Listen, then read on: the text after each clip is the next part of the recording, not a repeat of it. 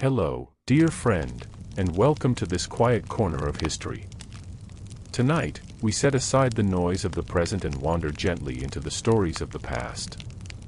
Whether you're curled up beneath the blankets, resting after a long day, or simply seeking calm company for your evening, I'm grateful you've chosen to be here. If you'd like, share in the comments where in the world you're listening from.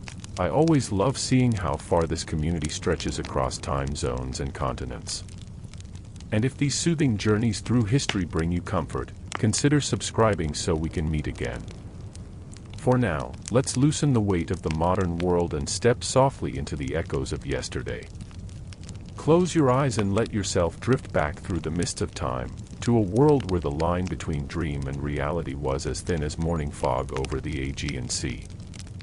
Tonight, we journey together into the heart of medieval England, a land of stone castles and wooden halls, of kings who claimed divine right and common folk who tilled the earth with calloused hands, of monasteries where monks bent over illuminated manuscripts and battlefields where the fate of nations was decided with sword and shield.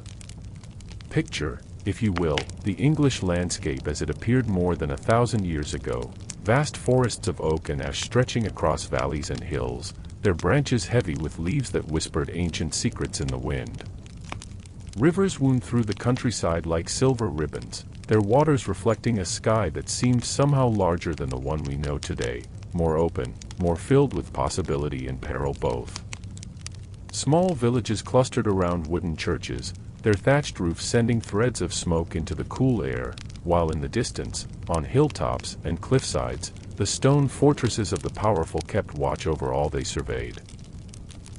This was medieval England, a realm that would rise from the ashes of Roman Britain, endure waves of invasion and internal strife, reach heights of power and cultural achievement that would shape the world for centuries to come, and eventually transform into something new, leaving behind a legacy that still echoes in our language, our laws, our very conception of what it means to govern and be governed.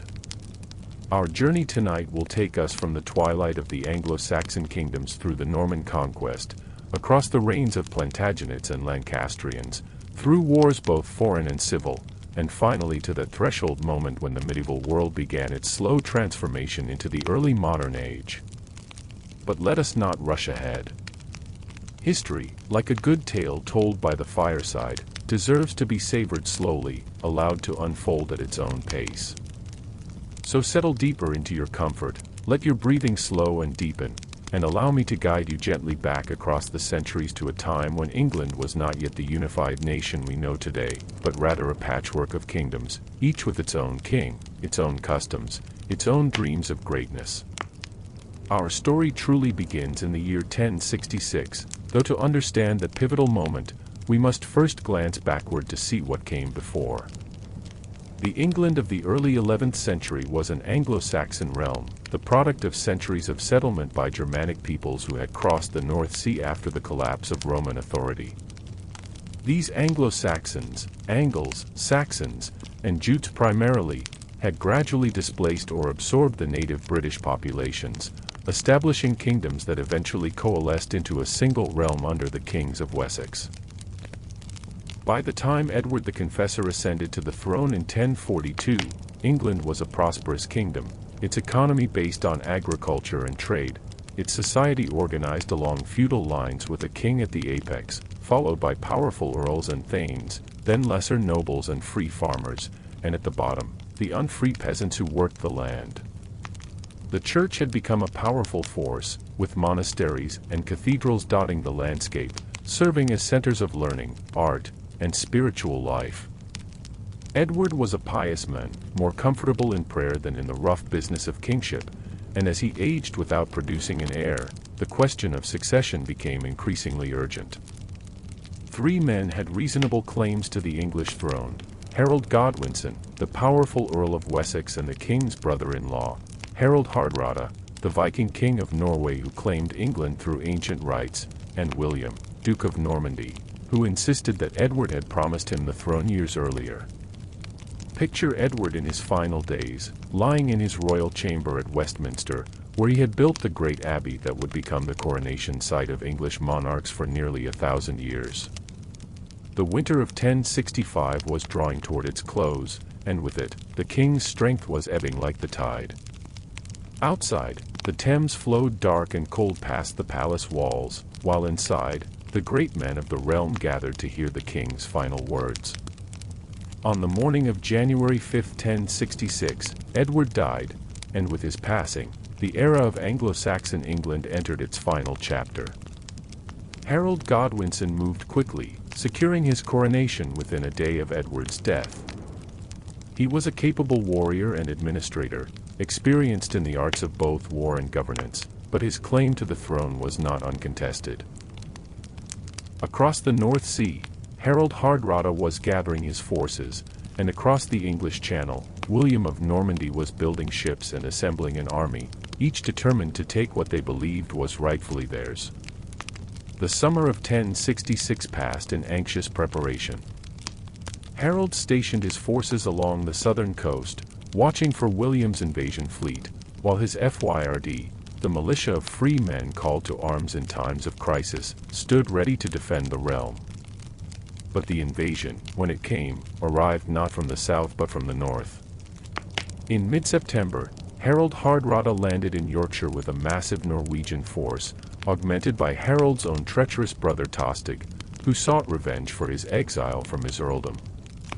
The Norwegian invasion forced Harold to make a desperate march north with his household troops, covering nearly 200 miles in just 4 days. The speed of his response took the invaders by surprise. On September 25, at Stamford Bridge near York, Harold's forces caught the Norwegians unprepared, many without their armor on a warm autumn day. The battle was fierce and bloody, lasting all day beneath the September sun. Harold Hardrada fell early in the fighting, struck by an arrow in the throat, and though the Norwegians fought on with Viking ferocity, by evening they were broken. Tostig lay dead among thousands of Norse warriors, and the survivors fled back to their ships, so decimated that the fleet which had required 300 vessels to bring them to England needed only 24 to carry them home. Harold had won a great victory, but there was no time to celebrate. Even as he rested his exhausted troops in York, messengers arrived with dire news. William of Normandy had landed on the southern coast near Pevensey. The winds that had kept the Norman fleet bottled up in port for weeks had finally shifted, and while Harold was fighting in the north, William had crossed the Channel unopposed. Once again, Harold force-marched his army south, this time even more desperately than before. His troops were exhausted from the northern campaign, and many of the FYRD had returned to their farms for the harvest, their 40 days of required service complete. Harold gathered what forces he could and took up position on Senlac Hill, near the town of Hastings, blocking William's route to London. It was October 14, 1066, and the fate of England would be decided before the day was done. Picture that morning as the two armies formed their battle lines. Harold's forces held the high ground, their shield wall stretching across the ridge, a formidable defensive position. These were hardened warriors, many of them veterans of Stamford Bridge just 3 weeks earlier, wielding the great Danish axes that could cleave through armor and bone with a single stroke. At the center stood Harold himself, beneath his fighting-man standard, flanked by his elite housecarls in their ringmail armor, determination etched on faces weathered by years of warfare. Below them, in the valley, William's army arrayed itself, Norman knights in their distinctive conical helmets, Breton and Flemish mercenaries, archers from across northern France.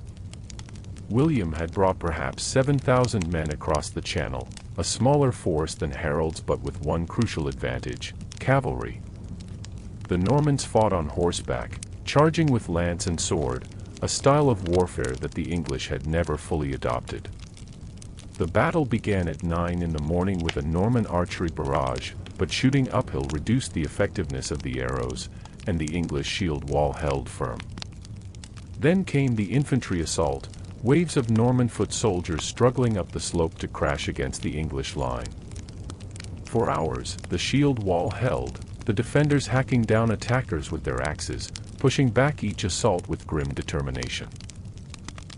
At one point, a rumor spread that William had been killed, and the Norman left flank began to waver and retreat. But William, to prove he still lived, pushed back his helmet and rode along the front of his lines, rallying his men. Then, whether by design or fortunate accident, he discovered a tactic that would prove decisive. As the Normans feigned retreat, some of the less disciplined English troops broke ranks to pursue them, only to be cut down by Norman cavalry when the retreat suddenly reversed. This tactic was repeated throughout the afternoon, each time drawing more men away from the shield wall, weakening Harold's defensive position. As the October afternoon wore on toward evening, exhaustion began to tell on both sides. The English had been fighting for nearly 9 hours, standing in their heavy armor, swinging their axes until their arms burned with fatigue. The Normans, too, were wearing down, horse and rider alike spent from charging up the hill again and again. But William had reserves of fresh troops, while Harold's forces could only hold their ground and hope to survive until darkness ended the battle. Then, as the sun hung low in the western sky, casting long shadows across the blood-soaked hillside, the tide finally turned. An arrow arced high into the sky, whether deliberately aimed or randomly shot, no one can say, and descended into the English center. It struck Harold in the eye or near it, the accounts vary, and the king fell. The sight of their king's fall sent a shudder through the English ranks, and though Harold's brothers and housecarls fought on with desperate courage, their defense began to crumble. As twilight descended, Norman knights broke through the weakening shield wall and cut down the remaining defenders around Harold's standard. The king's body was so mutilated in the final fighting that it could barely be identified, and William would later deny Harold's mother's request to ransom her son's body for burial, instead having it interred on the clifftop overlooking the sea, though this burial would later be moved. The Battle of Hastings had lasted from morning until dusk, and when it ended, the Anglo-Saxon nobility lay dead on Senlac Hill alongside their king. A civilization had effectively been beheaded in a single day. The English throne lay empty, and William of Normandy, bloodied but victorious, could claim it as his prize. But winning a battle and winning a kingdom are two different things, and William's conquest of England was only beginning. William did not immediately march on London. Instead, he circled the city, burning and plundering to demonstrate the cost of resistance, waiting for the remaining English leaders to come to terms with the new reality. By December, with no credible English claimant to rally behind and with William's army ravaging the countryside, the English nobility finally submitted. On Christmas Day, 1066, in Westminster Abbey, the same church where Harold had been crowned less than a year earlier, William was crowned King of England. The coronation ceremony itself was revealing of the tensions of the moment. When the assembled nobles were asked in both English and French if they would accept William as king, they shouted their assent with such enthusiasm that the Norman guards outside, hearing the tumult and fearing a riot, began setting fire to nearby buildings. The congregation fled in panic, leaving William to be crowned in a nearly empty church amid the sounds of crackling flames and screaming crowds. It was an inauspicious beginning to a reign that would fundamentally transform England. William faced a daunting task. He had conquered a wealthy, sophisticated kingdom, but he had done so with a relatively small army of perhaps 10,000 men in a land of well over 1 million people.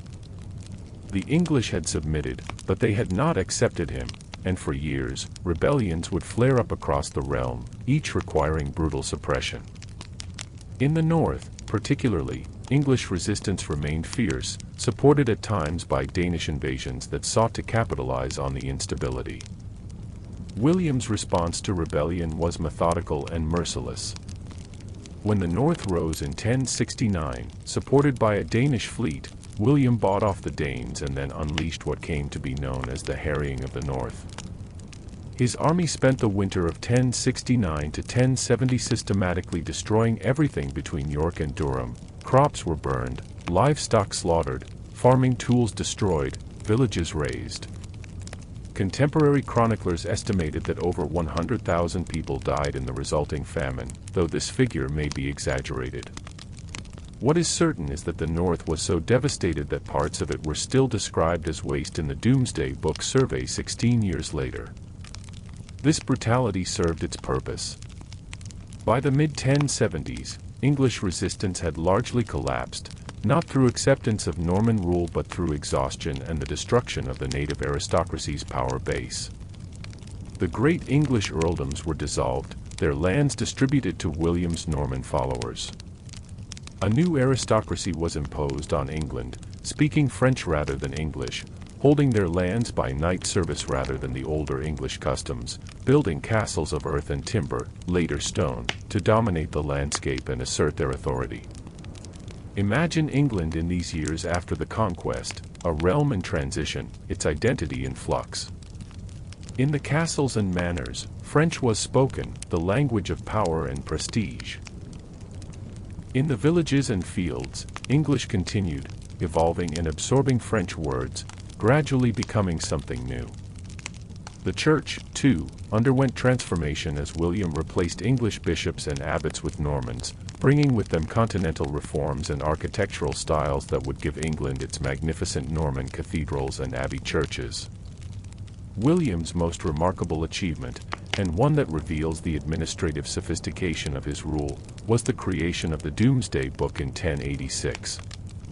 This was a comprehensive survey of England's landholdings, resources, and population, conducted with astonishing thoroughness and efficiency.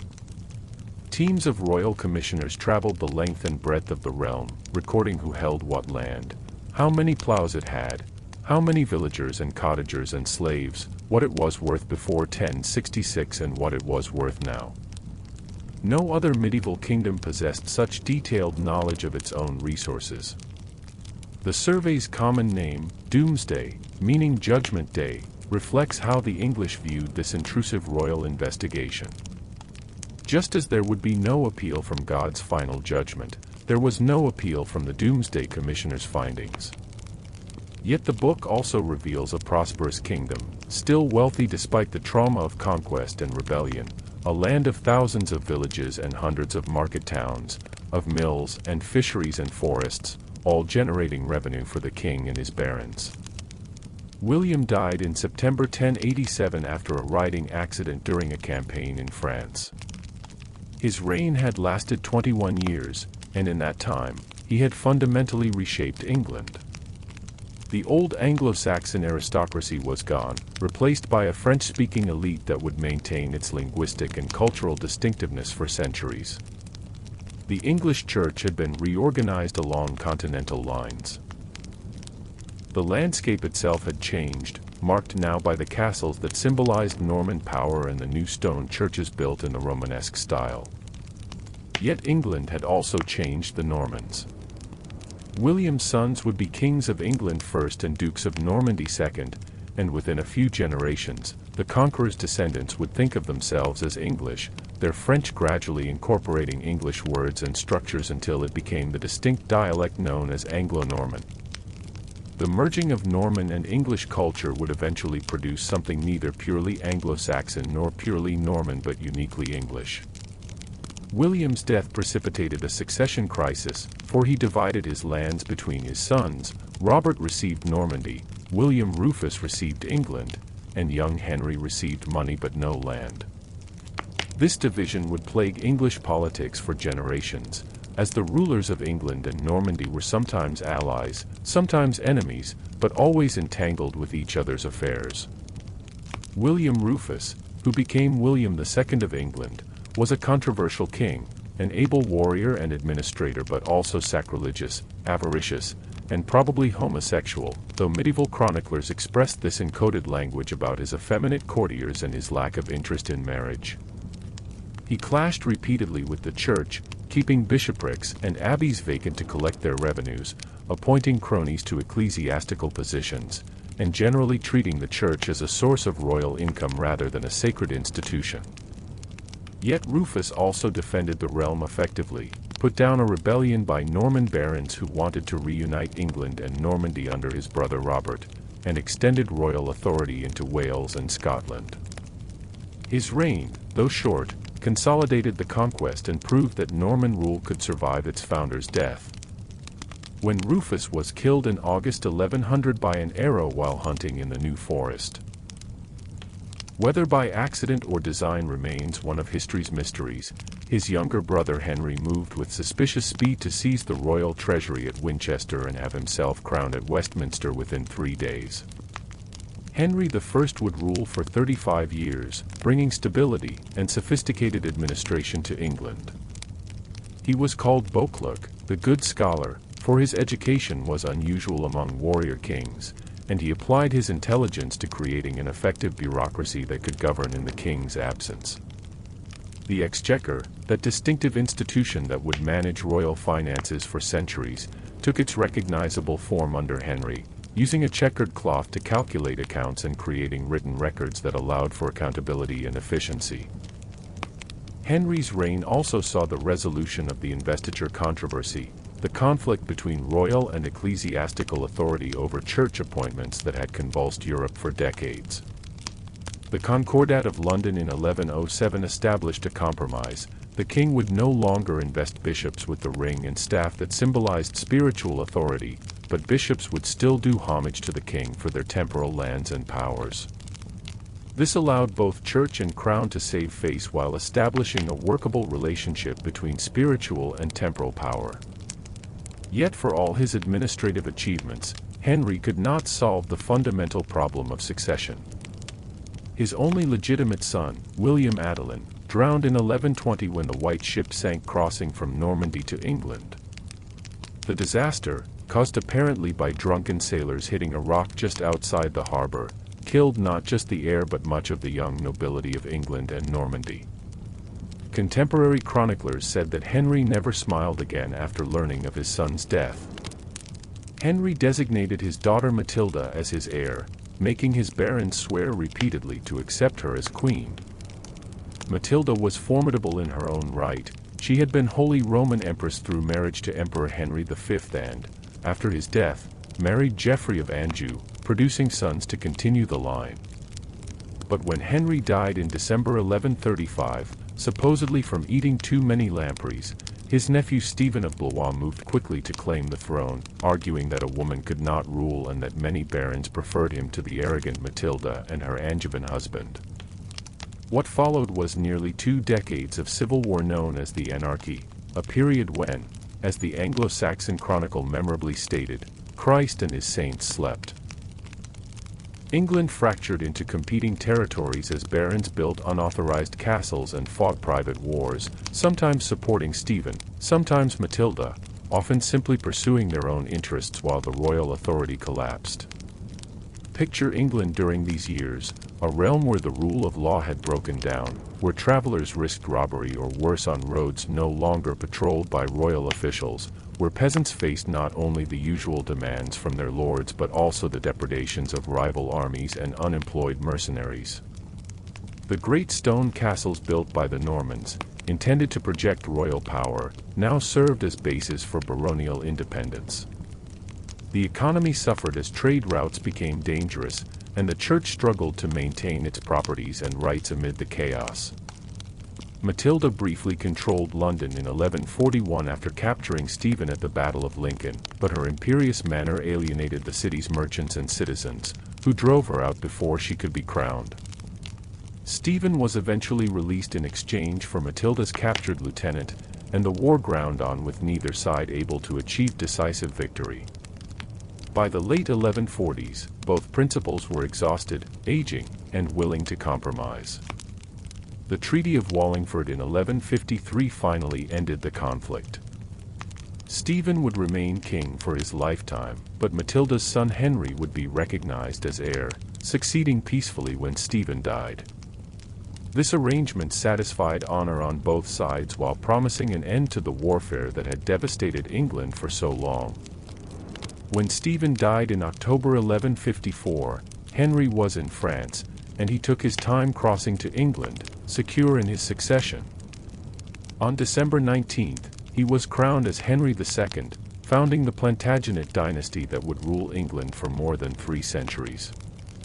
Henry II inherited not just England but a vast continental empire stretching from Scotland to the Pyrenees.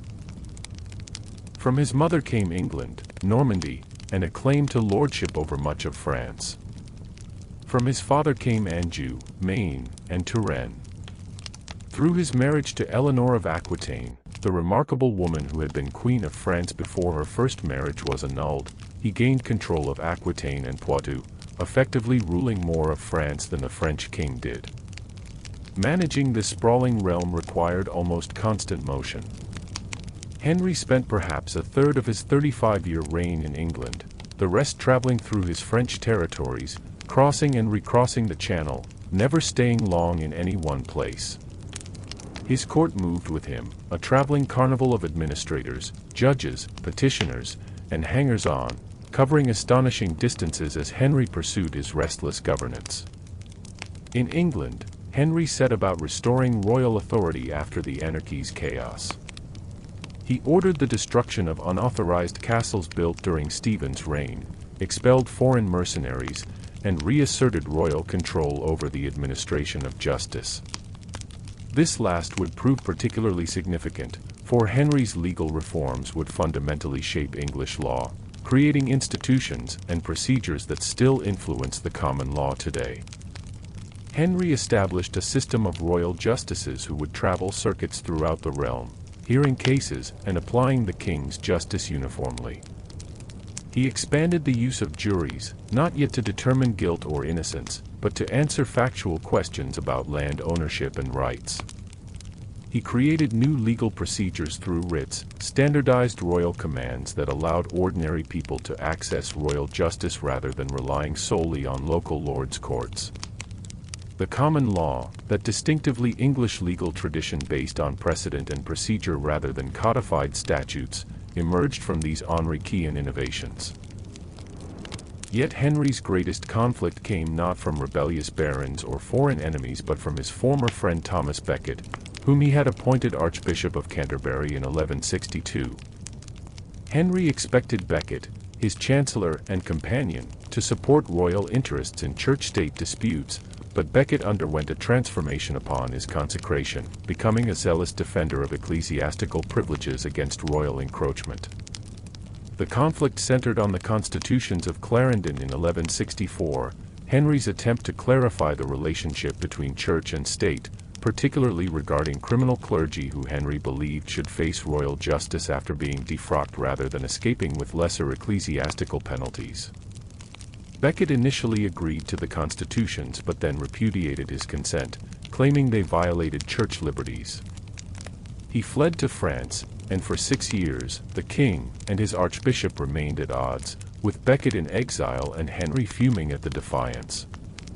In 1170, they finally reconciled, and Becket returned to England. But the peace lasted only weeks.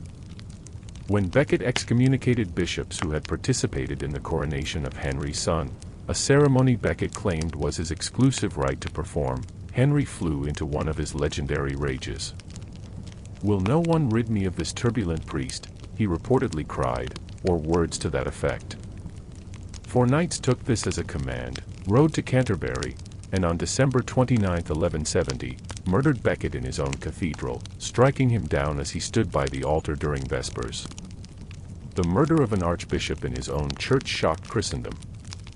Miracles were soon reported at Becket's tomb, and within 3 years, he was canonized. Henry was forced to do public penance, walking barefoot to Canterbury and allowing himself to be scourged by the monks. The martyrdom of St. Thomas Becket became one of the defining moments of medieval English history, immortalized in art, literature, and popular devotion. Canterbury became one of Europe's greatest pilgrimage sites, and Becket's shrine one of the wealthiest, adorned with gold and jewels until Henry VIII had it destroyed during the Reformation more than 3 centuries later.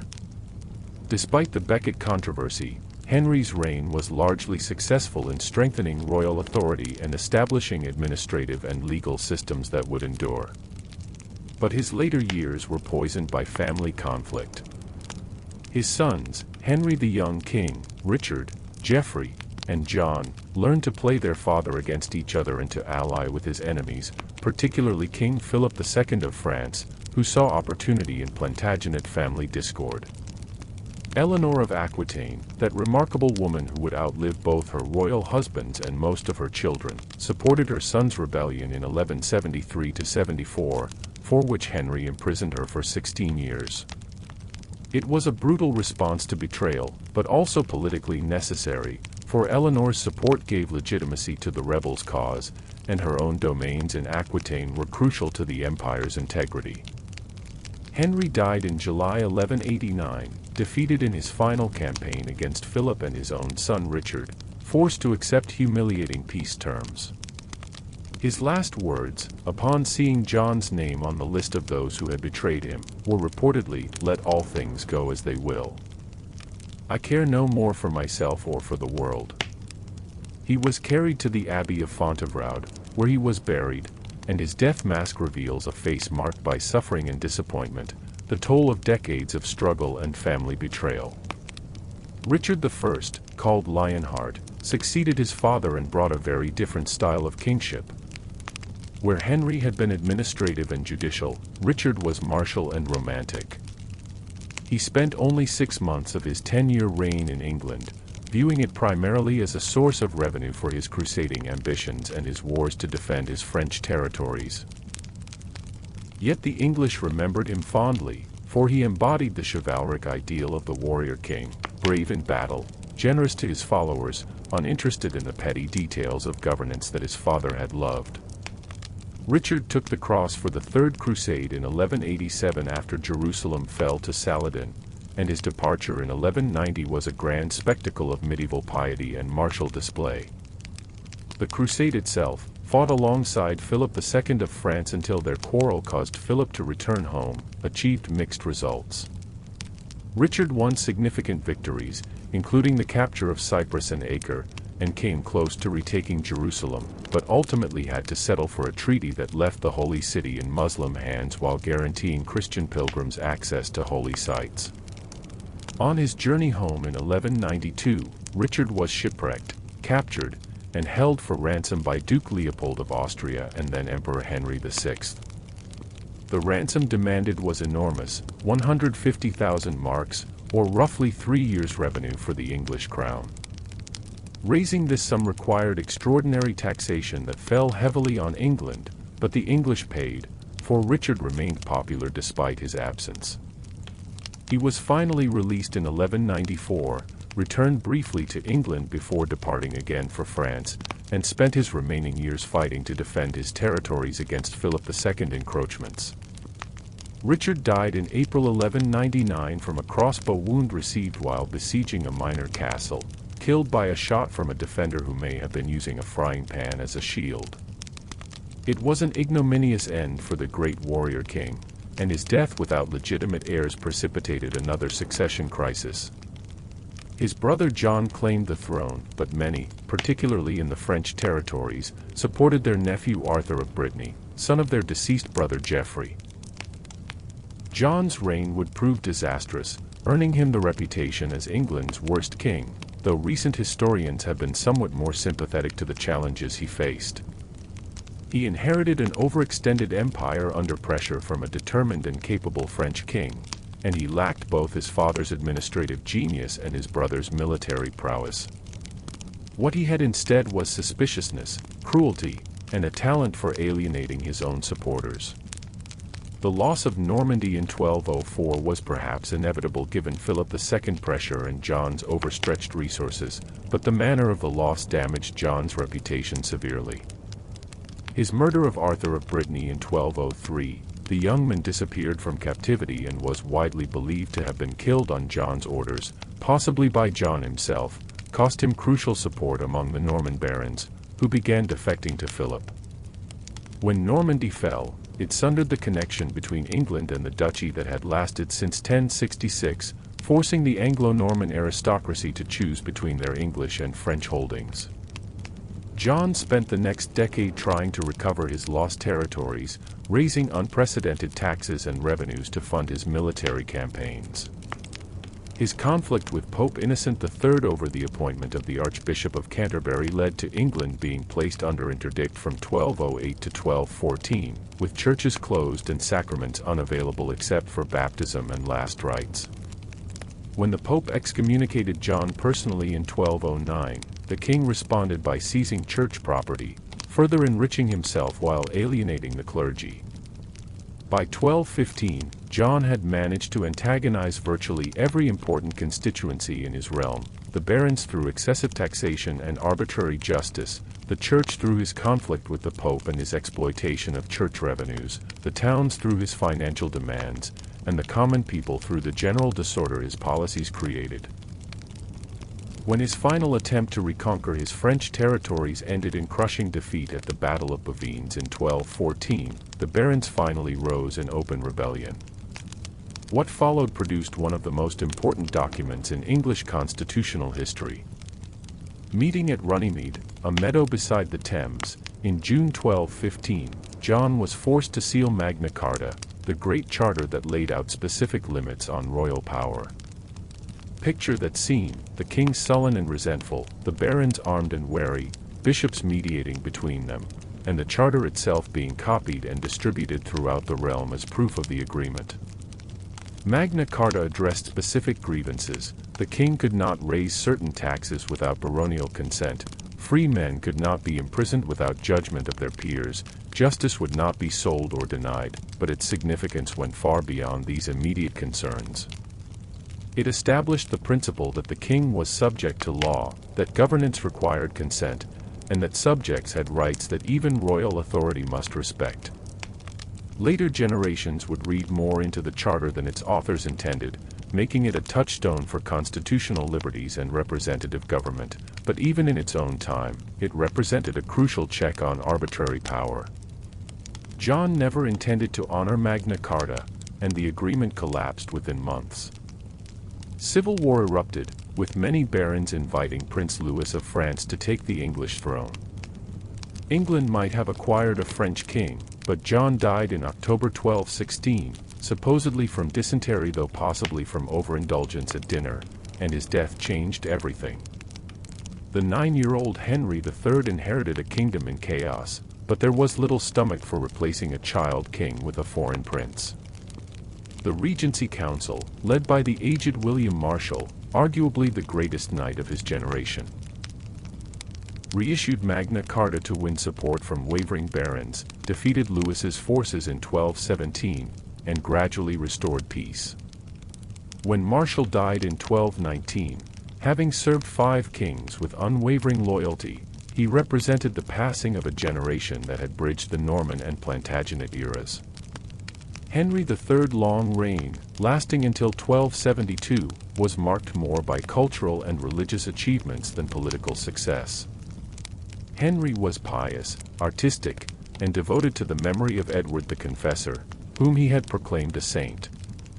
He rebuilt Westminster Abbey in the Gothic style, creating the magnificent building that still stands today, and he patronized artists, musicians, and scholars. But he was also politically inept, favoring foreign relatives and advisors, involving England in expensive and unsuccessful continental ventures, and repeatedly breaking his promises to govern according to law. By the 1250s, baronial opposition had coalesced around Simon de Montfort, Earl of Leicester, a French nobleman who had married Henry's sister and become a champion of reform. Simon's motivations were complex: personal grievance, genuine belief in limited monarchy, and political ambition all played their parts, but his movement forced significant constitutional developments. In 1258, the provisions of Oxford established a council to oversee royal government, requiring that major decisions receive baronial consent. When Henry repudiated the provisions and civil war erupted in 1264, Simon won a stunning victory at Lewes, capturing the king and his son Edward. For 15 months, Simon effectively ruled England, and in 1265, he summoned what is often called the First English Parliament, including not just nobles and clergy but also representatives from counties and boroughs. This innovation, bringing together different estates of the realm, would become the basis for England's parliamentary system. But Simon's power rested on an unstable coalition, and many barons grew concerned about his increasing authority. Prince Edward escaped from custody, rallied opposition to Simon, and at the Battle of Evesham in August 1265, destroyed Simon's army and killed the Earl himself. Edward's forces dismembered Simon's body in brutal fashion, his head and limbs sent to various cities as a warning to rebels, but they could not entirely undo his legacy. The principle of baronial council and consent in government, of involving representatives of the shires and towns in royal governance, had been established. Edward I, who succeeded his father in 1272, was perhaps medieval England's greatest king, powerful, intelligent, ruthless, and effective. He stood 6 feet 2 inches tall, towering over his contemporaries, with a drooping left eyelid that gave him a perpetually stern expression. He was called Longshanks for his height and the Hammer of the Scots for his attempts to conquer Scotland, and his 35-year reign saw the consolidation of royal authority, the conquest of Wales, significant legal and administrative reforms, and the development of Parliament as a regular institution of government. Edward's conquest of Wales between 1277 and 1283 finally brought that Celtic realm under English control after centuries of independence. The Welsh princes had maintained their autonomy through mountain strongholds and guerrilla warfare, but Edward combined military force with castle building on an unprecedented scale. His magnificent fortresses at Carnarvon, Conwy, Harlech, and Beaumaris, masterpieces of medieval military architecture designed by the Savoyard engineer James of St. George, dominated the Welsh landscape, establishing permanent English control through stone and mortar. When Llywelyn ap Griffith, the last native prince of Wales, was killed in 1282, Welsh independence died with him. Edward gave the title Prince of Wales to his infant son, establishing a tradition that continues today. The conquest was brutal but effective. English law, administration, and settlement followed the armies, transforming Wales into an extension of the English realm. Castle towns were established, populated with English settlers granted special privileges, while the Welsh were reduced to subject status in their own land. Yet Welsh culture, particularly language and poetry, survived this political subjugation, preserving a distinct identity even under English rule. Edward's legal reforms were equally significant in shaping England's governance. The Statutes of Westminster in 1275 and 1285, along with numerous other legislative acts, reformed land law, clarified feudal obligations, and strengthened royal justice. Edward believed in ruling through law, strict, clearly defined, rigorously enforced law, and his reign saw the creation of legal frameworks that would endure for centuries. He was, in essence, completing the work his great-grandfather Henry II had begun, transforming England into a realm where law rather than arbitrary power governed relationships between king and subjects, lord and tenant, creditor and debtor. Yet Edward also understood the limits of royal authority in practice. His expensive wars, in Wales, Scotland, and France, required revenues beyond what traditional feudal dues could provide, and this meant summoning Parliament regularly to request taxation. The Parliament that developed under Edward brought together the great magnates, the prelates of the church, knights representing the shires, and burgesses representing the towns, creating a forum where grievances could be aired and consent negotiated. Edward did not create Parliament out of democratic impulses but from practical necessity, yet the institution he shaped would eventually become the vehicle for limiting royal power and establishing representative government. Edward's attempted conquest of Scotland proved far more difficult than his Welsh campaign and would ultimately fail, though not for lack of effort or ruthlessness. The crisis began in 1286 when King Alexander III of Scotland died, leaving his infant granddaughter Margaret as heir. When she died during the voyage from Norway in 1290, Scotland faced a succession crisis with multiple claimants to the throne. The Scottish nobles asked Edward to arbitrate, a fateful decision that gave him leverage to assert overlordship. Edward chose John Balliol as king in 1292, but he treated Scotland as a subordinate realm, demanding military service and allowing appeals from Scottish courts to English tribunals. When the humiliated Balliol finally rebelled and made an alliance with France, the beginning of the Auld Alliance that would link Scottish and French interests for centuries, Edward invaded with overwhelming force. In 1296, he sacked Berwick, slaughtered thousands, defeated the Scottish army at Dunbar, and carried off the Stone of Scone, on which Scottish kings had been crowned since time immemorial. He installed English administrators, garrisoned castles throughout the lowlands, and departed believing Scotland subdued. But Edward had not reckoned with the depth of Scottish resistance or the emergence of leaders willing to wage guerrilla war against English occupation. William Wallace, a minor nobleman, emerged in 1297 to lead a popular uprising, defeating an English army at Stirling Bridge and raiding into northern England. Edward returned the following year and crushed Wallace's forces at Falkirk, but Wallace escaped to continue resistance until his betrayal and capture in 1305. Wallace was taken to London, tried for treason, though he insisted he had never sworn allegiance to Edward and therefore could not be a traitor, and executed with brutal ceremony. He was hanged, drawn, and quartered, his head placed on London Bridge and his limbs sent to Newcastle, Berwick, Stirling, and Perth as warnings. Yet Wallace's martyrdom inspired rather than discouraged Scottish resistance. Robert the Bruce, who had a strong claim to the Scottish throne, murdered his rival John Comyn in a church in 1306 and had himself crowned king. Edward, now elderly and ill, mounted one final campaign to crush this new rebellion, but he died in July 1307 near the Scottish border, reportedly asking his son to carry his bones at the head of the army until Scotland was conquered. His son ignored this request, abandoning the Scottish campaign and allowing Bruce to consolidate his position. Edward II lacked his father's martial prowess, administrative skill, and force of personality. He was more interested in his favorites, first Piers Gaveston, then Hugh Despenser, than in governance, and his reign descended into factional conflict between the king and his favorites on one side and the magnates on the other. The great lords resented Edward's promotion of low-born favorites to positions of power and wealth, and they eventually captured and executed Gaveston in 1312, driving a permanent wedge between king and nobility. In 1314, Edward led an army to Scotland to relieve Stirling Castle, which Bruce was besieging. The Battle of Bannockburn that followed was a catastrophic English defeat. Bruce chose his ground carefully, on marshy terrain where English cavalry could not maneuver effectively, and when Edward's forces attacked, they became bogged down and vulnerable. The Scottish schiltrons, dense formations of spearmen, held firm against mounted charges, and when the English army broke and fled, Edward himself barely escaped capture. Bannockburn secured Scottish independence for a generation and humiliated Edward beyond recovery.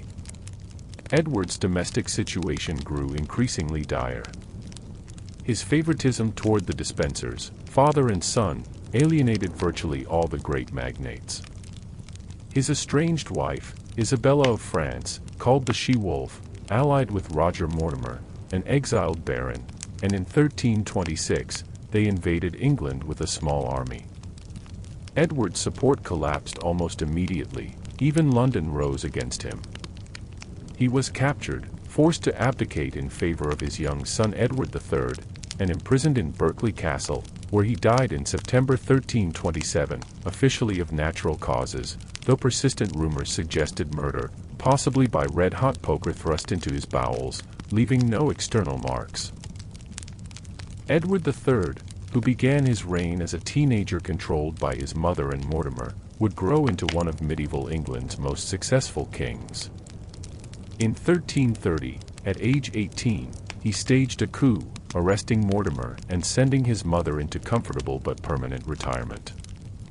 Free to rule in his own right, Edward set about restoring royal authority and pursuing an aggressive foreign policy that would engulf England and France in the conflict known as the 100 Years' War. The war's origins lay in Edward's claim to the French throne through his mother Isabella, daughter of Philip IV. When the last Capetian king died without male heirs in 1328, Edward argued that his maternal lineage gave him a better claim than Philip VI, who was only a cousin of the previous king. The French rejected this claim, arguing that the crown could not pass through the female line, a principle they later codified as Salic law, but Edward never abandoned his assertion, and it provided the legal justification for generations of Anglo-French warfare. The war truly began in 1337 when Philip declared Edward's Duchy of Aquitaine forfeit, prompting Edward to reassert his claim to the French throne. What followed was not continuous warfare but rather a series of campaigns interspersed with truces, a conflict that would span more than a century and fundamentally shape both kingdoms. The English enjoyed spectacular early successes, particularly in naval victory at Sluis in 1340 and the great battles at Crécy in 1346 and Poitiers in 1356, where smaller English armies using longbowmen devastated French forces and captured King John II himself. Picture Crécy on that August afternoon in 1346, the English army deployed on a ridge, perhaps 15,000 men, with archers on the flanks and dismounted men-at-arms in the center. Below them, the French army, perhaps double their number, approached with confidence born of numerical superiority and aristocratic pride. The battle began with a Genoese crossbowman attack, but the English longbowmen had longer range and faster rate of fire, driving the crossbowmen back into the advancing French cavalry. What followed was slaughter as repeated cavalry charges crashed against English positions, riders and horses cut down by arrows falling like deadly rain.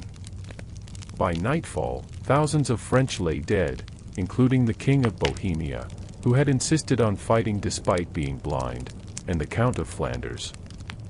Crécy demonstrated the changing nature of warfare.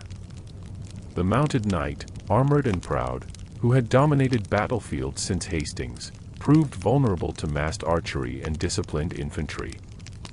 The longbow, a simple weapon requiring years of practice but available to commoners, could penetrate armor and kill from distances that made cavalry charges suicidal. The social and military hierarchies of medieval society were beginning to shift, though the aristocracy did not yet recognize it. Edward followed up his victory by besieging Calais, which fell in 1347 after a year-long siege, giving England a permanent foothold on the French coast. Meanwhile, his son Edward, the Black Prince, was establishing his own martial reputation through campaigns in southern France. At Poitiers in 1356, the Black Prince's outnumbered army destroyed a French force and captured King John II himself, a coup that brought France to the brink of collapse. The Treaty of Bretigny in 1360 seemed to represent English triumph. Edward renounced his claim to the French crown in exchange for full sovereignty over an enlarged Aquitaine and other territories, plus an enormous ransom for King John. England controlled perhaps a third of France, and Edward's kingdom seemed at the height of its power. Yet this success was fleeting.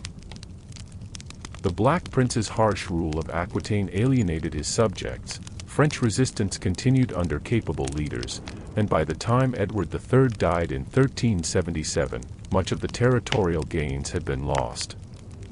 Edward's long reign saw more than military adventures. Parliament became an established institution, meeting regularly and developing its procedures. The Commons, representatives of shires and boroughs, began meeting separately from the Lords, establishing the two-chamber system that would characterize English legislature. The Good Parliament of 1376, meeting while the aging king lay ill, impeached corrupt royal officials and demanded reforms, demonstrating that Parliament could serve as a check on royal government even without challenging the monarchy itself. The reign also witnessed the arrival of the Black Death in 1348, that catastrophic pandemic that killed perhaps half of England's population within 2 years. The plague came by ship from the continent, landing at Melcombe in Dorset in June 1348, and within months it had spread throughout the realm. Death came quickly, buboes appearing in groin or armpit, fever and delirium, death within days. So many died so quickly that the living struggled to bury them all, and contemporary chroniclers wrote of deserted villages, fields going untilled, and an overwhelming sense that God's judgment had fallen upon humanity. Picture England in those terrible years, villages where half the inhabitants lay dead, churches where priests tried to minister to the dying until they themselves succumbed, cities where the death carts rolled through streets calling for bodies. The monastery of Westminster lost half its monks, the Archbishop of Canterbury died of plague, and whole families were extinguished in days. The psychological impact was as profound as the demographic collapse, as people struggled to understand why God had permitted such suffering and whether any action could prevent death when the pestilence appeared. Yet life continued, and the plague's aftermath reshaped English society in unexpected ways. With fewer laborers to work the land, survivors could demand higher wages and better conditions. The Statute of Laborers, passed in 1351 to freeze wages and prevent workers from moving freely in search of better pay, proved unenforceable. The manorial system, already declining, began to break down as lords found it more practical to rent land to tenants than to rely on increasingly expensive and scarce labor services. The English peasantry, slowly and unevenly, began to move from servitude toward greater freedom.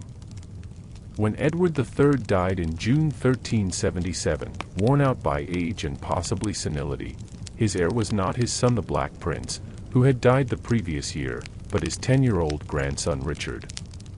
The regency that governed in the boy king's name faced immediate challenges: renewed French attacks on the south coast, financial pressures from continued warfare, and growing social tensions as the government tried to extract more revenue from a diminished population. The crisis came in 1381 with the Peasants' Revolt, though this traditional name understates the breadth of the uprising. The trigger was a new poll tax, a flat tax on every person regardless of wealth, that fell hardest on the poor and seemed to violate traditional notions of proportional taxation. But deeper grievances fueled the rebellion: resentment of manorial obligations that seemed increasingly unjust in the post-plague economy, anger at corrupt officials, and a growing sense that society's fundamental inequality was neither divinely ordained nor necessary. The rebellion began in Essex and Kent, where crowds attacked tax collectors and burned manorial records. Under leaders like Wat Tyler, a skilled artisan, and John Ball, a radical priest who preached that, when Adam delved and Eve span, who was then the gentleman, the rebels marched on London. They were not a mindless mob but rather organized groups with specific demands: abolition of serfdom, fixed rents, the punishment of corrupt officials, and the redistribution of church wealth. On June 13, 1381, the rebels entered London as the city's gates were opened by sympathizers. They attacked the Savoy Palace, home of John of Gaunt, the king's powerful uncle, burning it completely. They stormed the Tower of London, capturing and beheading the Archbishop of Canterbury and the royal treasurer. The 14-year-old King Richard met with the rebels at Mile End, promising reforms and the abolition of serfdom, which satisfied some contingents who departed. But the next day, at Smithfield, another meeting turned violent. Wat Tyler was struck down. Whether he was assassinated or killed in a confused confrontation remains debated, and the crowd seemed ready to attack. Richard, showing remarkable courage for his age, rode forward alone, declaring, "I will be your captain, I will be your king." The gesture defused the immediate crisis, and as royal forces gathered, the leaderless rebels dispersed. The aftermath saw brutal repression. Royal commissions toured the countryside, trying and executing hundreds of rebels. Richard's promises at Mile End were repudiated. He reportedly told a delegation of peasants, "Villains ye are, and villains ye shall remain." Yet the revolt had demonstrated that ordinary people could challenge the social order, and while serfdom was not immediately abolished, its gradual decline accelerated.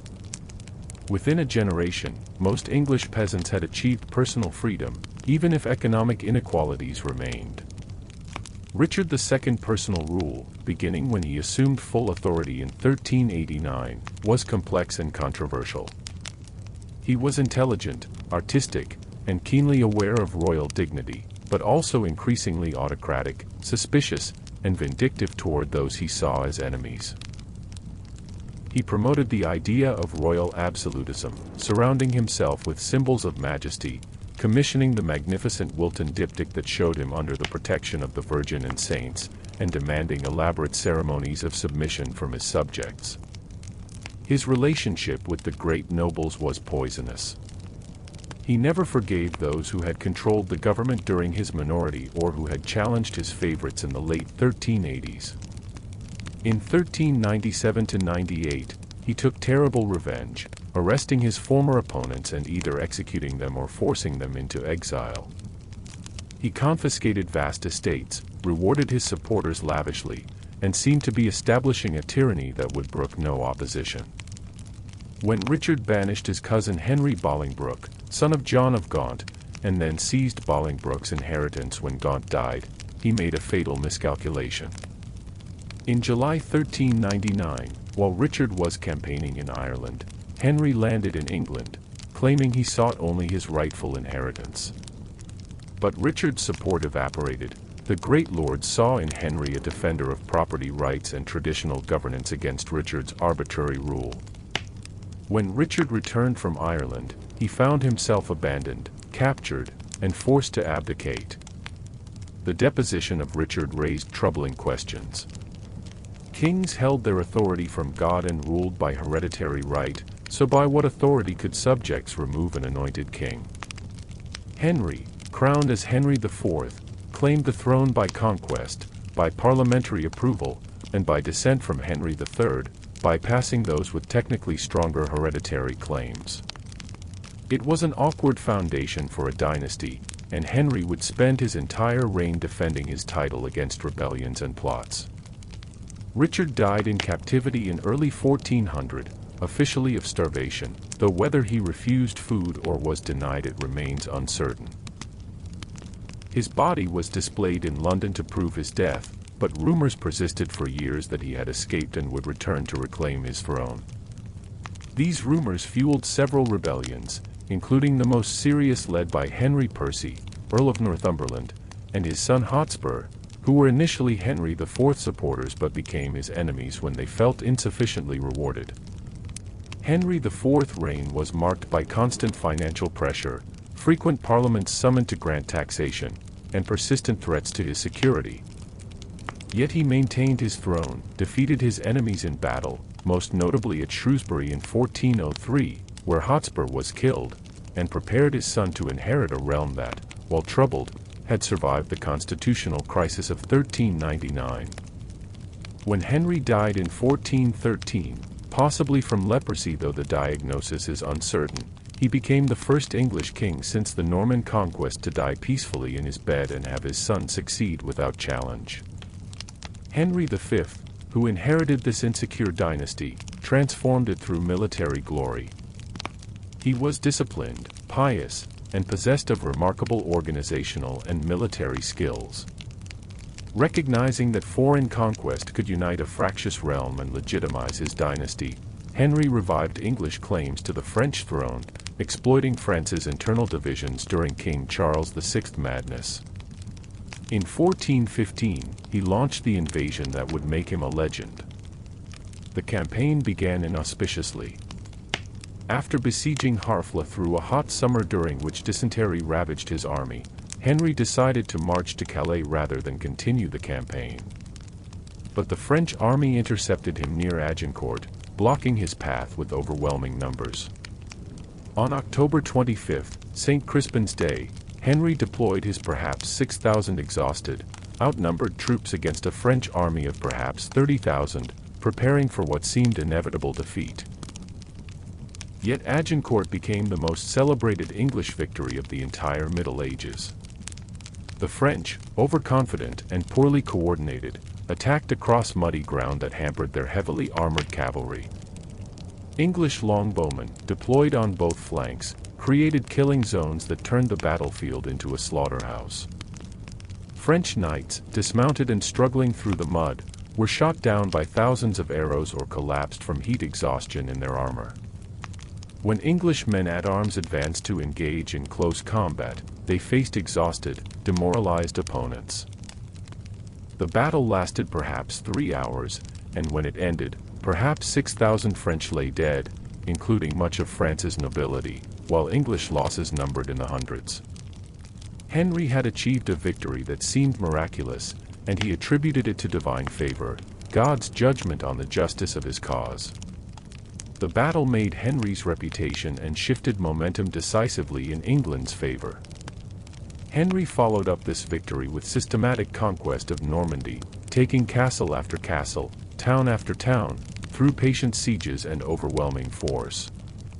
By 1420, he had forced the Treaty of Troyes, which disinherited the French Dauphin, married Henry to Charles VI's daughter Catherine, and made Henry heir to the French throne. The dual monarchy of England and France seemed within reach, the culmination of nearly a century of intermittent warfare. But Henry died suddenly in August 1422, at age 35, possibly from dysentery, leaving an infant son to inherit his double kingdom. Within 2 months, the mad King Charles VI also died, making 9-month-old Henry VI notionally King of England and France. The dual monarchy that Henry V had fought to create would prove impossible to maintain, for an infant could not lead armies, and the French, rallied by Joan of Arc's charismatic leadership, would gradually drive the English from France. Yet that belongs to the later medieval period, and we have dwelt long enough on warfare and high politics. Let us turn our attention to the texture of daily life in medieval England, to the rhythms that governed ordinary existence for the vast majority who never saw a king, never fought in a battle, never traveled more than a few miles from their birthplace. Picture an English village in the 13th or 14th century, during the high medieval period before the Black Death. Perhaps 200 people live here, most of them in single-room cottages with walls of wattle and daub, woven sticks plastered with mud and dung, and roofs of thatch. The cottages are dark inside, for windows are just holes in the wall, sometimes covered with shutters, rarely with expensive glass. Smoke from the central hearth drifts up through the thatch, as there is no proper chimney, blackening the interior and making the air thick and acrid. The village is surrounded by great open fields, divided into strips that individual families farm. Beyond the fields lie meadows for grazing, woods carefully managed for timber and fuel, and perhaps marsh or moor where the poorest can gather reeds and peat. The church stands at the village's heart, built of stone while everything else is wood and mud, its tower visible for miles around, marking this place as part of Christendom, its bells ordering time and calling the faithful to prayer. Life follows seasonal rhythms. In spring, the heavy plow breaks the earth, pulled by teams of oxen that no individual family could afford but which the community shares. Seeds are broadcast by hand across the furrows, and then weeks of anxious waiting as the crops germinate, praying that late frosts or excessive rain won't destroy the year's hope. Summer brings weeding and haymaking, the back-breaking work of scything grass and gathering it while the sun shines, for hay is what will keep livestock alive through winter. Harvest in late summer and autumn is the most intense period, when every hand is needed in the fields. Grain must be cut with sickles, bound into sheaves, and carried to the barn before autumn rains arrive. Children scare birds from the ripening grain, women and elderly men glean the fields for fallen stalks, and everyone works from dawn to dusk, for the harvest's success or failure determines whether the village will eat or starve in the coming year. When the harvest is good, there is feasting and relief; when it fails, there is hunger and fear. Winter brings relative rest from field labor, though there are still animals to tend, tools to repair, cloth to weave. It is the hungry time, when stored grain runs low and spring seems impossibly distant. The poor supplement their diet with pottage, a thick soup of whatever is available, often just vegetables and grain, and black bread made from rye or barley, coarser and less prestigious than the white bread of wheat that only the wealthy enjoy regularly. Meat is a luxury for most, appearing mainly at festivals or when an animal must be slaughtered because it cannot survive the winter. The village is not isolated but part of wider networks. Peddlers arrive with salt, the crucial preservative without which meat and fish would spoil, and with ribbons, pins, and other small luxuries. Traveling craftsmen, tinkers to mend pots, knife grinders to sharpen blades, pass through on their circuits. Pilgrims on their way to shrines might stop for a night, bringing news from beyond the village's horizons. On market days, farmers take surplus produce to the nearest town, perhaps a few miles away, where they can trade for what they cannot make themselves. The manor lord, whether resident or absentee, extracts value from the village in multiple ways. Peasants owe labor services, perhaps 3 days a week working the lord's fields, plus payments in kind, chickens at Christmas, eggs at Easter, a portion of the grain harvest. They must use the lord's mill to grind their grain and his oven to bake their bread, paying fees for both. They cannot hunt in the forests, for game belongs to the lord. If they want to marry off a daughter, they pay a fine. If a family head dies, the lord takes the best animal or tool as a death duty. These exactions are not seen as exploitation but as the natural order, the price of the lord's protection and justice. Yet there is also community, solidarity, shared experience. Villagers help each other at crucial times, raising a new house, bringing in a harvest when a family head is ill. The church provides not just spiritual comfort but also community gathering space, entertainment through religious dramas, and the sense of being part of something larger than the village, members of Christendom stretching from England to Jerusalem. Holy days, and there are dozens throughout the year, provide rest from labor, feasting, and celebration. Life is hard, often brutally so, but it is also comprehensible, ordered, part of a cosmic plan where everyone has a place and purpose. Towns offer different possibilities and constraints. By the 13th century, England has perhaps 200 market towns, ranging from small places barely distinguishable from large villages to substantial cities like London, York, Bristol, and Norwich. Town air makes one free, the saying goes, for a serf who lives in a town for a year and a day without being reclaimed by his lord becomes free. This freedom attracts ambitious peasants willing to risk urban life's challenges for opportunity unavailable in the countryside. Picture a prosperous market town on market day. The central square fills with stalls and temporary booths where farmers sell produce, craftsmen offer their wares, and traveling merchants display exotic goods, spices from the east, fine cloth from Flanders, furs from the Baltic. The air fills with noise, vendors calling their goods, customers haggling prices, animals lowing and squealing. The smell is intense, unwashed bodies, rotting vegetables, animal waste, smoke from countless hearths, the sharper sense of the tanner's yards where hides are cured in urine and dung. The town is crowded, its buildings pressing against each other, jutting out over narrow streets that are dim even at midday. Upper stories overhang lower ones, and neighbors can almost shake hands across the street from their windows. The streets themselves are unpaved, churned to mud when it rains, dusty in dry weather, always fouled with refuse that pigs and dogs scavenge. Fire is a constant danger, for everything is wood and thatch, and a single spark can destroy whole districts, as happens with terrible regularity. Yet towns also offer prosperity and sophistication impossible in villages. Merchants grow wealthy trading wool to Flanders, cloth to the continent, wine from France and Gascony.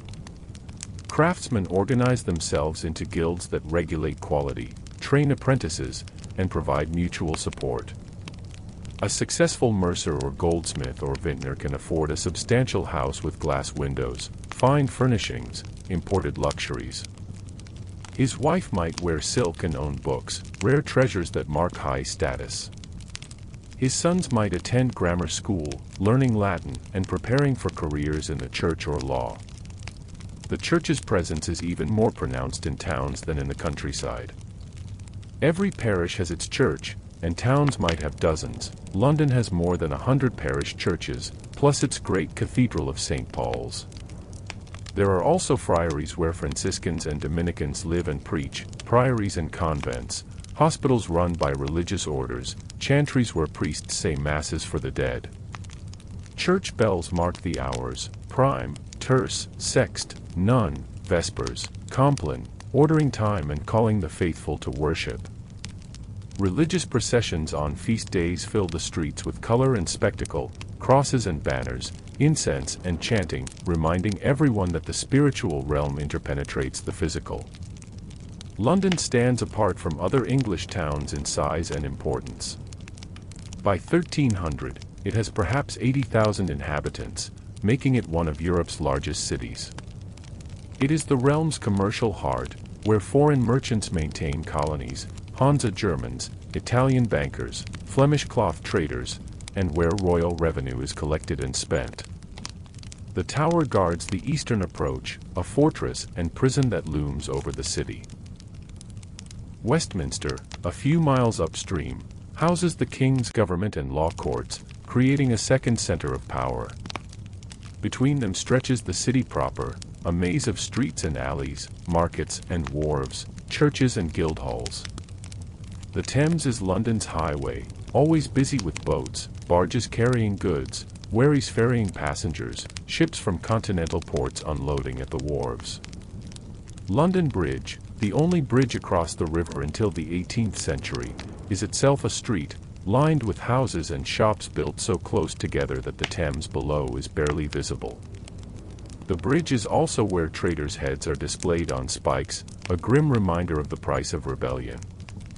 Education for most remains limited to what can be learned from parents and neighbors, agricultural skills, a craft, household management. Reading and writing are specialized skills, mainly the province of clergy and professional scribes. Yet education is expanding. Grammar schools, often attached to cathedrals or churches, teach Latin to boys whose families can spare them from labor. Universities at Oxford and Cambridge, established in the 12th and 13th centuries, offer higher education in theology, law, medicine, and arts. A clever boy of modest origins might, through clerical education, rise to positions of authority and wealth impossible through secular channels. Medicine remains a mixture of practical experience, classical learning, and religious faith. The body is understood through the theory of humors, blood, phlegm, yellow bile, black bile, which must be kept in balance for health. Treatment involves bleeding, purging, special diets, and herbal remedies. Surgeons, considered craftsmen rather than learned physicians, can set bones, treat wounds, and perform some operations, though without anesthesia beyond alcohol or opium and without understanding of infection. Hospitals exist, run by religious orders, but they are more hospices than treatment centers, places where the sick can be cared for and pray for healing. Monasteries and convents offer alternative lives outside the secular hierarchy. A younger son with no inheritance might take monastic vows, finding purpose and security in communal religious life. A daughter might enter a convent, escaping the dangers of childbirth and the demands of secular marriage, finding education and authority possible in the religious life. The best monasteries are wealthy, comfortable places where monks pursue learning, create illuminated manuscripts, and live according to elaborate rules that structure every hour. The worst are lax, undisciplined houses where vows are kept perfunctorily and abbots live like secular lords. Women's lives are constrained by law and custom that place them under male authority, fathers before marriage, husbands after. Yet women are not powerless. They manage households, often complex economic units. They work alongside husbands in family businesses. A brewer's wife knows her husband's trade as well as he does. A merchant's wife manages affairs when he travels. Widows can inherit and control property, sometimes becoming substantial business operators in their own right. Peasant women labor in fields alongside men, their contributions essential to family survival. Noble women, in their husband's absence, govern estates and even defend castles, their authority derived from their place in the feudal hierarchy. Childhood, as we understand it, is not quite the same. Children are recognized as different from adults, needing protection and guidance, but they enter adult responsibilities young by modern standards. A boy begins learning his father's trade as soon as he can contribute, perhaps at age 7. A girl helps her mother with household tasks from earliest childhood. Child mortality is horrific, perhaps half of children die before age 5. So families are large partly to ensure some survive to adulthood. Yet this high mortality does not mean parents feel less grief at loss. Wills and chronicles record parents' anguish at children's deaths with a poignancy that crosses the centuries. Old age is relatively rare, for those who survive childhood can expect perhaps another 40 or 50 years. The elderly who have property or children to support them can enjoy respect and relative comfort. Those without such resources face poverty and dependence on charity. There are no pensions, no social security beyond what the church and community provide through alms and poor relief. Yet respect for age and experience means the elderly often serve as advisors, repositories of memory and tradition in a world where literacy is limited and institutional memory depends on living witnesses. Entertainment punctuates the rhythm of work. Holy days bring rest and celebration, dancing, sports, drinking, feasting according to means. Traveling entertainers, jongleur, minstrels, players, bring music, stories, and spectacle. Mystery plays performed by craft guilds dramatize biblical stories, making scripture accessible to illiterate audiences while providing humor and spectacle. Tournaments, though expensive and exclusive, draw crowds who watch knights compete in pageantry that blends warfare and theater. Even ordinary days might end with storytelling by the fire, songs passed down through generations, the small pleasures of community and shared culture. Death is ever present in ways moderns find difficult to comprehend. Famine visits periodically, especially in years of bad harvests, carrying off the weak and young. Disease, dysentery, typhoid, measles, smallpox, influenza, cycles through communities, striking seemingly at random.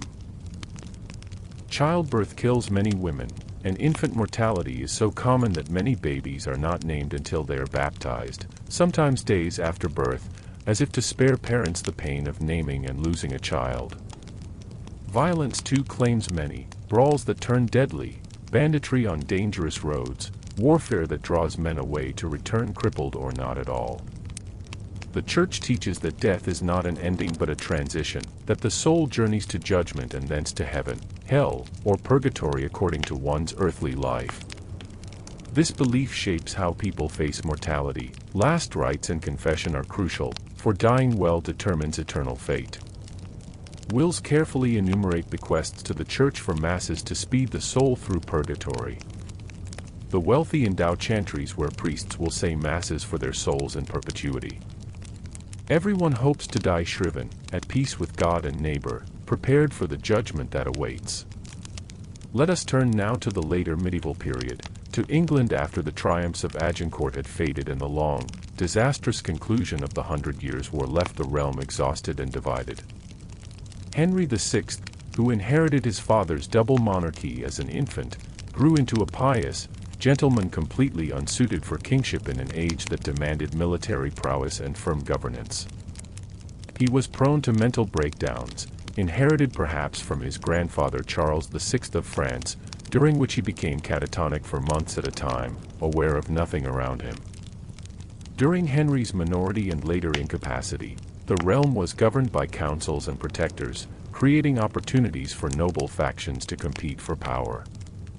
The Duke of York, descended from Edward III through both maternal and paternal lines, had a strong claim to the throne, arguably stronger than Henry's, whose line descended through John of Gaunt. York's ambitions, combined with resentment at exclusion from power and concern at the kingdom's misgovernment, created conditions for civil conflict. The immediate trigger was Henry's marriage to Margaret of Anjou, a formidable French princess who became a fierce political operator, determined to preserve her husband's throne and her son's inheritance. When York was appointed protector during one of Henry's breakdowns, Margaret worked tirelessly to have him removed when the king recovered, creating irreconcilable enmity between the factions. In May 1455, York and his allies, notably the Earl of Salisbury and Salisbury's son the Earl of Warwick, confronted the king's party at St. Albans. The First Battle of St. Albans was brief and small-scale, more a street brawl than a proper battle, but it killed several important lords and established violence as the means of resolving political disputes. England had entered the period known as the Wars of the Roses, though contemporaries never called it that. The name comes from later historians who romanticized the conflict as a struggle between the Red Rose of Lancaster and the White Rose of York. The wars were not continuous but episodic, battles and brief campaigns followed by truces and reconciliations that never quite held. The conflicts were dynastic rather than ideological, fought over who should wear the crown rather than how England should be governed. Yet they had profound effects, destroying much of the old nobility through battle, execution, and attainder, and creating opportunities for new men to rise. After initial Yorkist success, the wheel turned.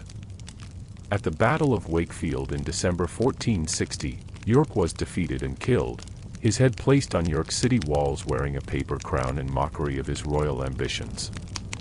Botha's son Edward, just 18 years old, proved an even more formidable opponent than his father. Tall, handsome, and charismatic, Edward had a natural gift for warfare and leadership. In February 1461, he won a crushing victory at Mortimer's Cross, and then in March, at Towton in Yorkshire, he fought what may have been the largest and bloodiest battle ever on English soil. Picture Towton on Palm Sunday, 1461, a bleak Yorkshire landscape in the grip of winter, snow falling steadily throughout the day, driven by bitter winds into the faces of the Lancastrian army. Perhaps 50,000 men faced each other across frozen fields, more than had fought at Agincourt or Cressy. The battle lasted all day, from dawn until darkness, the longest medieval battle recorded in England. The snow made visibility poor, turning the fight into a series of brutal melees rather than coordinated maneuvers. Bodies piled so thick in places that men climbed over corpses to reach their enemies. By evening, when the Lancastrian line finally broke, the pursuit became a massacre. Fleeing soldiers struggled through snow-covered terrain, many drowning in the river or cut down by mounted pursuers. Contemporary chroniclers claimed 28,000 died that day, though modern historians suggest perhaps half that number, still a catastrophic toll. Edward's victory was complete, and he entered London to be crowned as Edward IV, while Henry VI, Margaret, and their young son fled to Scotland. Edward's early reign showed promise. He was an effective administrator, working to restore royal finances and authority after decades of weak government. He cultivated the merchant class, understanding the importance of trade and commerce, even marrying Elizabeth Woodville, a widow of modest gentry background, in a love match that scandalized the nobility but showed his independence. Yet this marriage would prove politically disastrous, for Edward enriched Elizabeth's numerous relatives, alienating the Earl of Warwick, called the Kingmaker, who had been instrumental in Edward's accession. Warwick's pride and ambition were immense. He had expected to be Edward's chief counselor, perhaps even to arrange a foreign marriage that would enhance his own power. When Edward secretly married Elizabeth and promoted her family, Warwick's resentment festered. In 1469, he rebelled, temporarily capturing Edward and ruling briefly in his name. When Edward escaped and reasserted control, Warwick fled to France, where he made an extraordinary alliance with his former enemy Margaret of Anjou, agreeing to restore Henry VI to the throne. In 1470, Warwick invaded, and Edward's support collapsed so suddenly that he was forced to flee to Burgundy. Henry VI was brought from the Tower, where he had been imprisoned for 5 years, and restored to his throne. But this restoration lasted only 6 months. Edward returned with Burgundian support in March 1471, and in rapid succession, he defeated and killed Warwick at Barnet in April, then destroyed Margaret's army at Tewkesbury in May, where Henry VI's son Edward was killed. Henry VI himself died in the Tower in May 1471, officially of melancholy at his son's death, but almost certainly murdered on Edward's orders. With the Lancastrian line apparently extinguished, Edward's throne seemed secure. The remaining years of his reign were relatively peaceful and prosperous, though marked by the judicial murder of his brother George, Duke of Clarence, in 1478, drowned according to tradition in a butt of Malmsey wine for treason. When Edward died suddenly in April 1483, at just 40 years old, possibly from a stroke or pneumonia, he left his 12-year-old son Edward V to inherit. But the boy king never truly reigned, for his uncle Richard, Duke of Gloucester, moved swiftly to seize control. Richard intercepted the young king on his way to London, arrested the Woodville relatives accompanying him, and had himself appointed protector. Within months, he had declared Edward V and his younger brother illegitimate, claiming that Edward IV's marriage to Elizabeth Woodville had been invalid because of a prior betrothal, and had himself crowned as Richard III. The two princes were last seen in the Tower of London in the summer of 1483, playing in the gardens, and then they disappeared from history. Their fate remains one of England's greatest mysteries, though most contemporaries assumed Richard had them murdered to secure his throne. Bones found in the Tower in 1674 were identified as the princes and reburied in Westminster Abbey, but conclusive proof remains elusive. Richard III's reign lasted only 2 years, and his reputation has been debated ever since. Tudor propaganda painted him as a monstrous hunchback who murdered his way to the throne.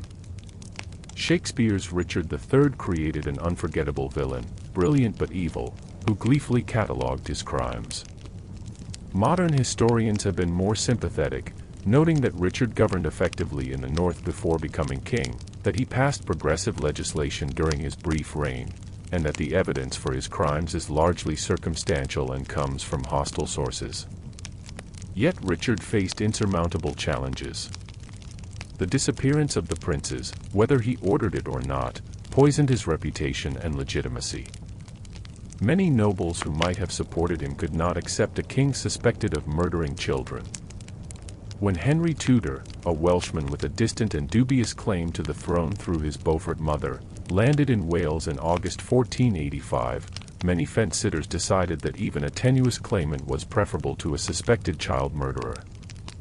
The Battle of Bosworth Field on August 22, 1485, was small by the standards of the Wars of the Roses, perhaps 15,000 men in total. But its outcome would end the Plantagenet dynasty and begin a new era. Richard fought bravely, leading a charge toward Henry Tudor's position, trying to kill his rival personally and end the battle decisively.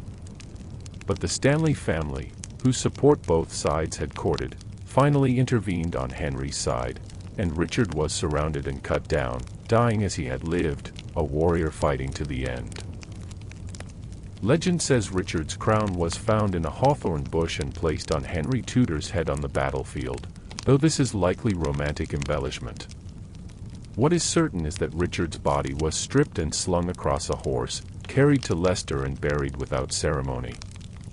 In 2012, his skeleton was discovered beneath a car park, the spine curved with scoliosis, not the grotesque hunchback of legend, but definitely deformed, and bearing multiple wounds, including the massive skull trauma that killed him. Henry VII, as he became, faced the delicate task of establishing a new dynasty with minimal legitimate claim. He married Elizabeth of York, Edward IV's daughter, uniting the Yorkist and Lancastrian lines symbolically, though he was careful to date his reign from the day before Bosworth, making all who fought for Richard technically traitors. He defeated several rebellions, including those supporting pretenders claiming to be the missing princes, and gradually consolidated power through careful financial management, strategic marriages, and ruthless suppression of potential rivals. Henry's reign marked the transition from medieval to early modern England, though such transitions are never clean or clear. The Wars of the Roses had destroyed much of the old nobility, the great magnates whose power had rivaled the crowns.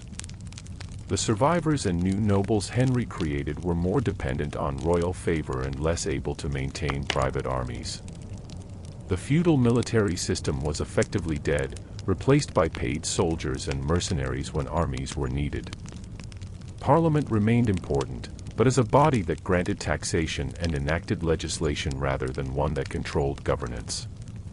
The economy was changing too. Wool remained crucial, but increasingly England exported finished cloth rather than raw wool, a shift that created urban prosperity and weakened the old landed aristocracy's monopoly on wealth. Trade expanded, reaching beyond Europe to Africa and eventually the Americas, though that last would come under Henry's son. Printing arrived in England in the 1470s, brought by William Caxton, revolutionizing the spread of knowledge and making books available beyond the tiny minority who could afford hand-copied manuscripts. The Church, which had dominated medieval life so completely, was entering a period of crisis. Many clergy were poorly educated and more interested in their livings than their flocks. Monasteries, though still numerous, had declined from their medieval heights of learning and piety. Anti-clerical sentiment grew among laity who resented church wealth and privilege while observing clerical failings.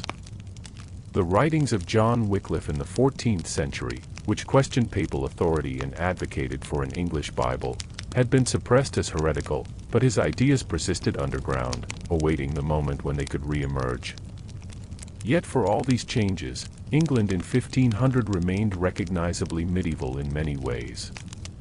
The landscape was still dominated by agriculture, most people still lived in villages and followed the agricultural calendar, the social hierarchy remained rigid with nobility at the top and peasants at the bottom, and the church still provided the framework for understanding the world and one's place in it. The transformation to modernity would come, but it would be gradual, uneven, and often painful. As we approach the end of our journey through medieval England, let us pause to consider what this long, complex period meant and what legacy it left. Medieval England was a realm built on hierarchies, divine, social, economic, that structured every aspect of existence. God stood at the apex of all creation, the king ruled by divine right as God's representative on earth, lords held lands from the king and owed him service, peasants worked the land and owed service to lords, and everyone had a place in a cosmic order that stretched from the angels in heaven to the humblest serf in the fields. This hierarchy was not merely political or economic but moral and spiritual. To rebel against one's rightful lord was to rebel against God's order. To challenge the king's authority was to commit not just treason but sin. Yet this did not mean medieval people were passive or that authority was unquestioned. Magna Carta, the provisions of Oxford, Simon de Montfort's Parliament, the deposition of Edward II and Richard II, all demonstrated that subjects believed authority had limits and that rulers who violated fundamental law or custom could be resisted. Medieval England created institutions that would shape the English-speaking world: common law with its emphasis on precedent and procedure, Parliament as a representative body through which governance required consent, universities that balanced ecclesiastical authority with emerging secular learning, and a conception of rights and liberties that belonged to subjects by ancient custom and could not be arbitrarily revoked. The period also created an extraordinary cultural legacy. The English language itself emerged from the melding of Anglo-Saxon, Norman French, and Latin, becoming by Chaucer's time a sophisticated literary medium capable of expressing everything from bawdy comedy to sublime devotion. Gothic architecture produced cathedrals of breathtaking beauty: Durham, Canterbury, Lincoln, York, where stones seemed to defy gravity, reaching toward heaven with soaring vaults and walls dissolved into colored glass. Illuminated manuscripts preserved in their margins not just sacred texts but glimpses of daily life. Peasants plowing, nobles hunting, scribes working, marginalia full of jokes and doodles that remind us that medieval people were not so different from ourselves. Yet medieval England was also a realm of violence, inequality, and suffering that we should not romanticize. Life expectancy was brutally short by modern standards. Disease, famine, and violence carried off rich and poor alike, though the poor suffered disproportionately. Women had few legal rights and limited opportunities outside marriage or the convent. Serfs lived under constraints modern people would find intolerable. Heretics were burned, traitors tortured and executed with deliberate cruelty, Jews expelled and massacred. The period's achievements came at tremendous human cost, built on systems of exploitation and violence we rightly reject.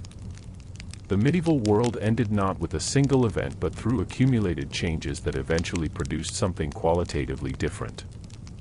The printing press, the Protestant Reformation, the rise of nation-states with centralized bureaucracies, the expansion of European power into the Americas and beyond, the gradual emergence of capitalism and market economies, all these would transform England into something its medieval inhabitants would barely recognize. Yet threads of continuity remained. When Henry VIII broke with Rome in the 1530s, he did so through Parliament, asserting that the king in Parliament represented the supreme authority in the realm, a medieval constitutional principle applied to revolutionary ends. When English colonists settled North America, they brought with them common law traditions, representative assemblies, and conceptions of rights that had emerged in medieval England. When modern democracies assert that governments derive their authority from the consent of the governed, they echo arguments that medieval Englishmen made against tyrannical kings. As our journey through medieval England draws to its close, picture one final scene. An English village on a quiet evening in the year 1500, that cusp between medieval and modern. The sun sets behind the church tower, casting long shadows across the fields. Smoke rises from cottage hearths where families gather for the evening meal, their day's labor done. In the manor house, candles are lit against the gathering darkness. Somewhere, a dog barks, and chickens settle into their roosts for the night. The people of this village do not know they stand at history's threshold, that within decades their church will be torn from Rome's authority, that their grandchildren will speak a language enriched by classical learning, that the world they know, the rhythms, certainties, and hierarchies that have structured existence for centuries, will begin its slow transformation into something new. They know only the immediate concerns, whether the harvest will be good, whether the winter will be mild, whether they and those they love will survive another year. Yet they are connected, these medieval English villagers, to everything that came before and everything that would come after. They are heirs to Roman roads and Anglo-Saxon kingdoms, to Norman conquest and Plantagenet ambition, to all the accumulated experience of generations who lived and died on this island. And they are ancestors to modernity, their labor and lives part of the foundation on which the future would be built. As the evening star appears in the darkening sky, as the bell tolls Compline from the church tower, as lamps are extinguished and the village settles into sleep, we take our leave of medieval England. The realm that emerged from the Norman Conquest, that endured civil wars and foreign conflicts, that created institutions and culture of lasting significance, that rose to heights of power and achievement before beginning its transformation into something new, this medieval England fades now into history, into the realm of memory and imagination. But it is not lost, for every time we speak the English language, every time we appeal to law rather than force, every time we assert that power must be accountable and that people have inherent rights, we touch the legacy of medieval England. The realm has passed away, but what it created remains, woven into the fabric of the English-speaking world and the broader currents of Western civilization. And so we leave medieval England as we found it, wrapped in the mists of time, a realm of stone castles and wooden halls, of kings and peasants, of faith and violence, of magnificent achievements and terrible costs. It is a world we can never fully understand, separated as we are by centuries of change, yet one that continues to speak to us across the distance, reminding us that the past is never truly past, that history is not simply what happened long ago but rather the living legacy that shapes who we are and who we might become. Rest now, and let the images of medieval England drift through your dreams, the clash of swords at Hastings, the building of stone cathedrals that reach toward heaven, the signing of Magna Carta in the meadow at Runnymede, the longbowmen at Cressy, the young princes in the Tower, the crown found in the hawthorn bush. These are more than historical facts, they are stories that have been told and retold across centuries, part of the great tapestry of human experience, threads that connect past to present to future. As sleep claims you, know that you carry with you now a deeper understanding of how the world we inhabit came to be, of the struggles and achievements of those who came before us, of the long road that led from medieval England to the present moment. Their lives, so different from ours in so many ways, yet so similar in their fundamental hopes and fears, their loves and losses, their dreams of something better for themselves and their children. The medieval world is gone, but its echo remains in the quiet evening air, in the stones of ancient buildings, in words and institutions that have outlived their creators. And in that echo, if we listen carefully, we can hear not just the past but also wisdom for the present, that power unchecked becomes tyranny, that justice requires law, that community and solidarity matter, that courage and honor are not mere words, that faith and hope sustain us through the darkest times, and that every age believes itself unique while facing challenges that are, in their essentials, timeless. Sleep well, dear friend, and may your dreams be filled with the quiet beauty of the English countryside, with the sound of church bells drifting across fields at evening, with the warmth of a fire and the comfort of community, with the sense that you are part of a story much larger than yourself, a story that began long before you were born and will continue long after you are gone, the endless, ever-unfolding story of human beings seeking meaning, purpose, and connection in a world that is often mysterious, sometimes cruel, but also capable of extraordinary beauty, courage, and grace. The journey through medieval England is complete, but the journey through history continues, for each age leaves its mark, each generation adds its verse to the great poem of human existence. Remember what you have learned here, carry it with you, and know that in understanding the past, we better understand ourselves and the world we inhabit.